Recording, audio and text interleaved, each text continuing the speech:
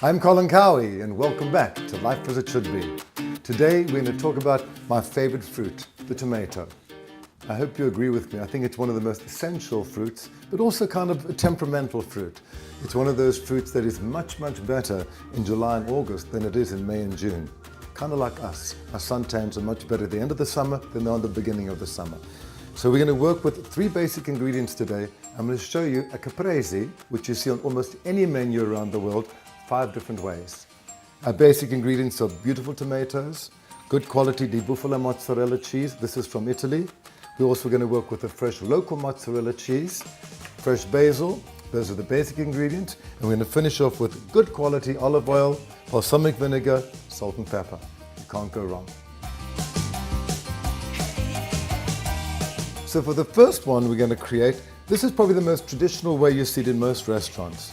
I'm going to take my tomato. I love these vine-ripened tomatoes. They're delicious. All we're going to do is slice this in equal slices. Now that our tomato is sliced, I'm going to take some mozzarella.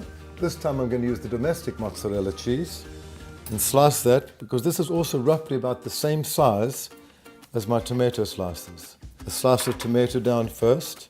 I'm going to lay on top of that a slice of basil and a piece of mozzarella. And I'm going to season this with a sprinkling of delicious rock Himalayan sea salt, a pinch of black pepper, and we're going to drizzle that generously with our really good quality olive oil. I love this dish. I've never had a caprese that I didn't love. And a bit of balsamic vinegar, and bravo. How beautiful and delicious is this? And as you noticed, it took me almost less than a minute to make this. That's really sexy. The second preparation is a Caprese A la Concertina. Just like the accordion, I'm going to cut it, the tomato, in sections like this. I'm going to cut my mozzarella at angles so they fit inside and create a beautiful fan. See, I'm cutting it thick to thin. I'll do the same thing on the other side. And I think for this, I want to work on a black plate to create a really dramatic presentation. And the great thing about this, folks, this is something that you could create and do in advance. And you could have this in the refrigerator for 5 or 6 of your guests, or more for that matter, and then just add the balsamic vinegar and the olive oil in the final minutes, just before serving. Now for that great quality extra virgin olive oil, and the same thing with our balsamic vinegar. And bravo, there is what I call a fan or a concertina caprese. For our third presentation, this is kind of an interpretation of a French mille-feuille.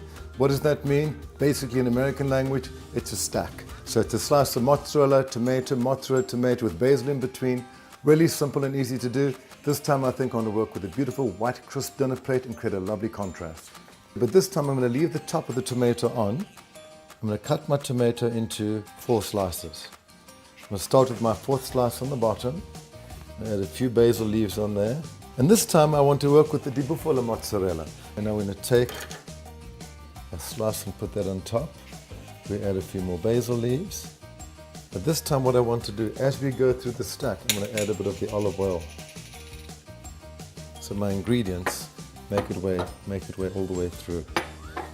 And we're going to take this fella and pop them right on top. Tell me, how sexy is that?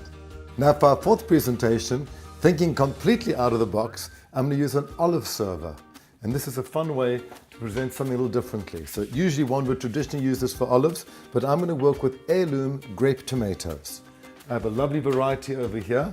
You can see they're heirloom because of the different colors that they're in. And I like the idea of cutting the tomato in half. My mozzarella I'm going to cut it into little cubes. And then we're going to come in with a little chiffonade of basil. And I prefer to cut basil with scissors. This way the basil doesn't bruise. A lovely drizzle, a healthy drizzle of olive oil and balsamic oil. Salt, pepper, and voila. Now what I'm going to do is the chicest caprese you've ever seen. I've called it the Caprese Incognito because it has a little mystery about it. And What is the chicest tomato? The chicest tomato really is a peeled tomato. And I know it sounds like it's a difficult thing to peel tomatoes, but this really is so easy. So let me select the tomato I want to work with. I want a nice round tomato. I think this is my tomato of choice. So what I'm going to do is I'm just going to score, just breaking the surface of the skin in a couple of places. I'm going to plunge it into boiling water for 30 seconds. Just enough time to get my skin to loosen up. Basically what's happening is the hot water is going to go between the skin and the flesh and allow me to very easily take that off. I don't want my tomato to cook. That's the last thing I want to happen. So I'm going to plunge the tomato into some cool water to make sure that it doesn't cook. Now watch here. Watch how easily the skin will come off. See there? It just peels off in large pieces. Now I'm going to continue to prepare my tomato. I want to make sure that it's going to sit flat on the plate. So I'm going to cut this to make sure that it's nice and straight. And sit on the plate like that. Now, using a melon baller, I'm just going to remove the inside of the tomato. So now you begin to understand why it's called incognito. I'm going to stuff the inside cavity of the tomato with the basil, the mozzarella, and my dressing. And your guests are going to say, "You're giving me a tomato for dinner?" Until they cut into it.